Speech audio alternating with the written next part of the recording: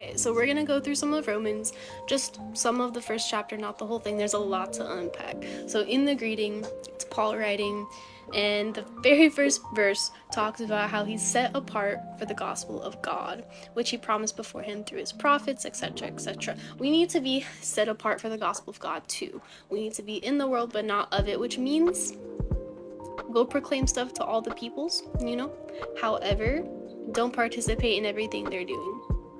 It can be very much a slippery slope. Going down to verse 5, it says, "Through whom, Jesus, we have received grace and apostleship to bring about the obedience of faith for the sake of his name among all nations." So, why do we do this? Who do we do this for? Jesus, obviously, for his name's sake. To who? All nations. No excluding, no like, well, I don't know about those people. No. All nations. This is important. Going down to the subsection longing to go to Rome, he talks about how he's so thankful for these people that he's writing to and that he's been wanting to visit them. And in verse 11 it says, "For I long to see you, that I may impart to you some spiritual gift to strengthen you. That is, that we may be mutually encouraged by each other's faith, both yours and mine." It's important to have people around you to help encourage and foster your faith and grow your walk with God together. But also, as a believer, you have a responsibility to help lift each other up. So it's not just you receiving, you also need to be participatory and giving that back to the other people.